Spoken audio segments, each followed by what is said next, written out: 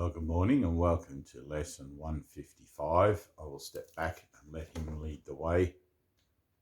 And to me, or for me, this is a very active lesson. I mean, they all are it because all of these lessons entail an application in the mind. It's like you have to actually put them into practice within the framework of your own thinking to see them working.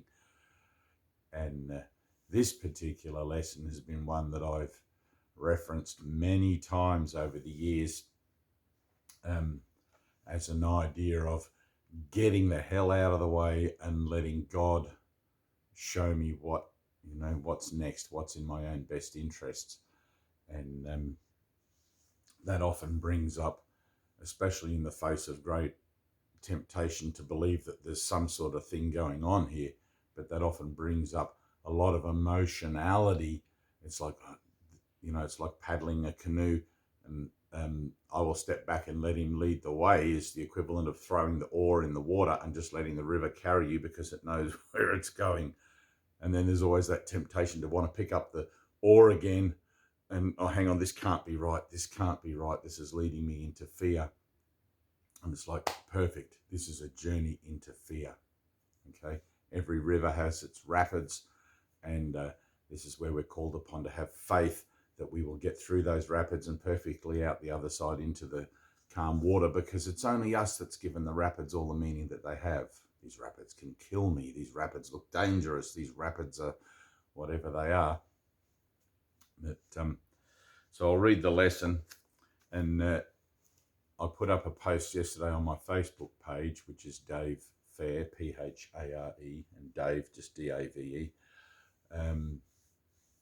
about being above the battleground with everything that seems to be going on at the moment. Everywhere you look, there's some riots and marches and all sorts of things about the oppressive nature of the shift and change that's going on in the world that seems to be oppressive and seems to be all these sorts of things, but remembering I'm the one that gives it that meaning. Okay, in salvation, which is a decision that I've made to embark upon, the process of the purification of my mind, I'm going to allow myself to just rise up above the battleground, be the observer, be the passerby, be in the world, but not of it. Now, learning to stay in that place in my own thinking is often quite a challenge. There's all sorts of shrieking and yelling, and everything goes on, and look at this, what about this, and this is terrible, and that's terrible, and how can they do this, and why is this happening, and all of these sorts of questions.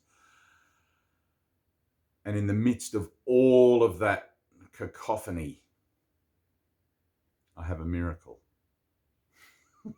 That's it. But that's much more than I need. Right now, prayer is the medium of miracles. And I was talking to my friend Thierry and Adrian yesterday, and a beautiful couple from a meditation center I once attended many years ago, and we were talking just about that, staying above the battleground, and we felt instantly in our environment there in the coffee shop where we met up, the relief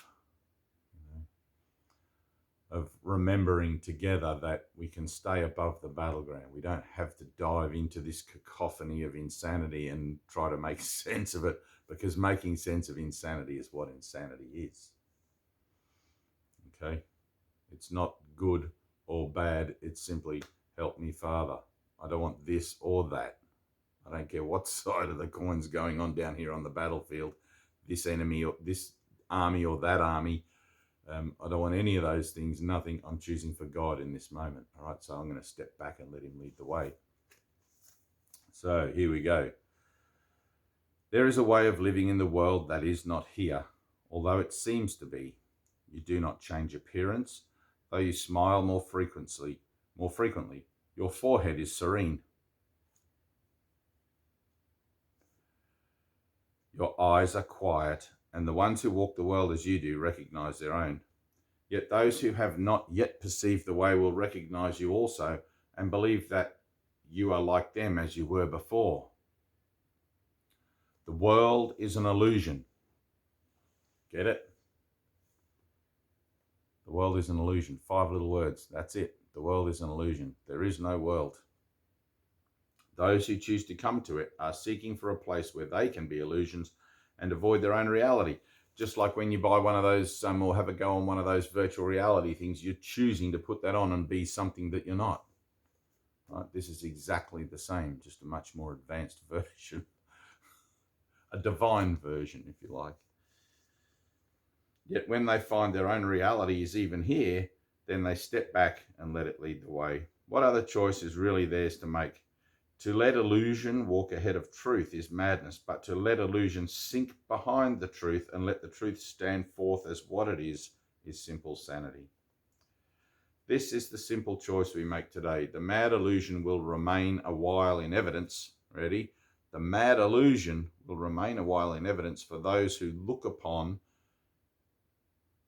for those to look upon who chose to come and have not yet rejoiced to find they were mistaken in the choice. I was wrong. Hooray.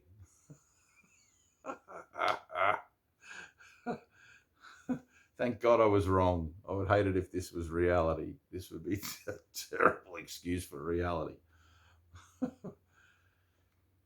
They cannot learn directly from the truth because they have denied that it is so, and so they need a teacher who perceives their madness, but who still can look beyond illusions to the simple truth in them. You're in here. Some of you may have watched my video where I was talking about walking down the street in Byron Bay one day and rejoicing in my heart after a particularly fruitful meditation. And I was walking down the street thinking happily to myself, wow, all these people walking towards me. It was a busy street. All these people walking towards me are my brothers. And then all of a sudden the whole scene faded to like a mist. And all I could see were these brilliant, bright, shining white, golden white lights from each and every forehead of every other person. Now, you're not in there, you're in eternity, but this is where we seem to find ourselves in the vision of Christ. Okay, a tiny spark of light that goes with us into the dream.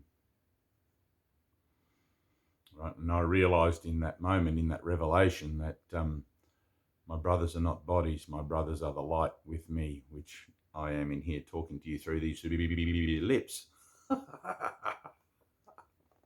It's quite funny, isn't it? If truth demanded they give up the world, it would appear to them as if it asked the sacrifice of something that is real. Many have chosen to renounce the world while still believing its reality, and they have suffered from a sense of loss and have not been released accordingly. Others have chosen nothing but the world, and they have suffered from a sense of loss still deeper, which they did not understand. Between these paths, there is another road that leads away from loss of every kind, for sacrifice and deprivation both are quickly left behind. This is the way appointed for you now. Oh. You walk this path as others walk. Oh. You walk this path as others walk, nor do you seem to be distinct from them, although you are indeed. Thus can you serve them while you serve yourself, and set their footsteps on the way which God has opened up to you and them through you. Oh, how beautiful is that?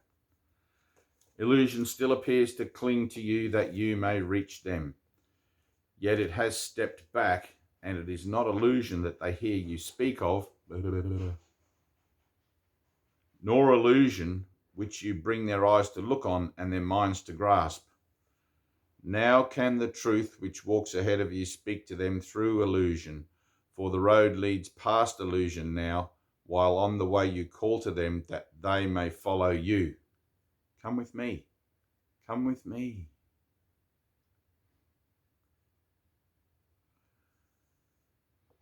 All roads will lead to this one in the end.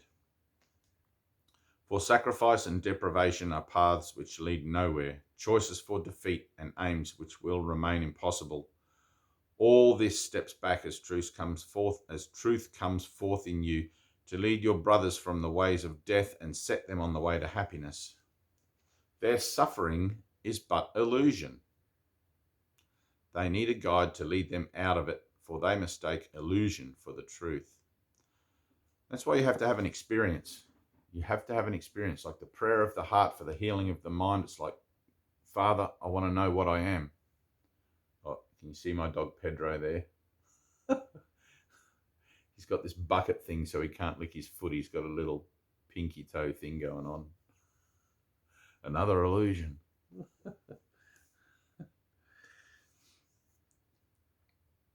Such is salvation's call, and nothing more. It asks that you accept the truth and let it go before you, lighting up the path of ransom from illusion. It is not a ransom with a price. There is no cost, but only gain. Illusion can but seem to hold in chains the Holy Son of God. It is but from illusions he is saved. As they step back, he finds himself again. And if you think there's going to be a loss in relinquishing all temporal association, then remember you're entitled to miracles. So many things, and I'm speaking from my own experience through this course, so many things that I've relinquished that really they're not even in my mind anymore, through the power of prayer, asking for a miracle, not for fix this problem, that problem. I just need a miracle because I believe this problem is actually real. But the relinquishment of all bodily association and the desires and lusts and wants of the body and all of these sorts of things that verify the world and everything else like that. Om Namah Shivaya, let go of all desire. It's impossible to do, but I can only choose for truth. In that, whatever it is that's taking the place of truth in my mind that's causing me to want to call upon it is relinquished. Can you see that? I'm not trying to heal an illusion, because an illusion can't possibly be healed because it doesn't actually exist. I'm healing my mind that believes that there is an opposite to truth. And in that, all my beliefs about what I think are valuable as being somehow verifying what I think is the opposite of truth, they vanish. And the litmus test of that is the integrity of my prayer, is whether these things come around again and I'm still attracted to them or reviled by them or anything like that. Remember, all emotions are of the ego. And you're not being asked to live without emotion, but to allow only love to be that by which you would live. To emote. I think that's the right term, I think. So. It is not a ransom with a price. There is no cost, but only gain. Illusion can but seem to hold in chains the Holy Son of God. It is but from illusions he is saved. As they step back, he finds himself again. Walk safely now, yet carefully, because this path is new to you, and you may find that you are tempted still to walk ahead of truth and let illusions be your guide. Your holy brothers have been given you to follow in your footsteps as you walk with certainty of purpose to the truth. It goes before you now that they may see something with which they can identify, something they understand to lead the way. At the journey's ending, there will be no gap, no distance between truth and you, and all illusions walking in the way you traveled will be gone from you as well, with nothing left to keep the truth apart from God's completion, holy as himself. Step back in faith. Step back in faith and let truth lead the way. You know not where you go, but one who knows goes with you. Let him lead you with the rest. When dreams are over, time has closed the door on all the things that pass, and miracles are purposeless, the Holy Son of God will make no journeys. There will be no wish to be illusion rather than the truth, and we step forth toward this as we progress along the way that truth points out to us. This is our final journey which we make for everyone. We must not lose our way, for as truth goes before us, so it goes before our brothers who will follow us. And you begin to get a sense there of just how invaluable this teaching is, how invaluable this course is. Without it, I mean, the hope of being able to process what this entails without this as a guide is daunting at the very least. Thank God for my holy brothers. Thank God for anyone who can point me in the right direction and help me to maintain some sense of integrity and foster that sense of faith. It's like, holy cow. We must not lose our way, for as truth goes before us, so it goes before our brothers who will follow us. We walk to God. Pause and reflect on this. Could any way be holier or more deserving of your effort, of your love, and of your full intent? What way could give you more than everything or offer less and still be content and still content the Holy Son of God? We walk to God. The truth that walks before us now is one with him and leads us to where he has always been. What way but this could be a path that you would choose instead? Your feet are safely set upon the road which leads the world to God. Look not to ways that seem to lead you elsewhere. Dreams are not a worthy guide for you who are God's son. Forget not he has placed his hands in yours and given you your brothers in his trust, that you are worthy of his trust in you. He cannot be deceived. His trust has made your pathway certain and your goal secure. You will not fail your brothers nor yourself. And he now asks but that you think of him a while. And he now asks but that you think of him a while each day, that he may speak to you and tell you of his love, reminding you how great his trust, how limitless his love in your name and his own, which are the same. We practice gladly with this thought today. I will step back and let him lead the way, for I would walk along the road to him.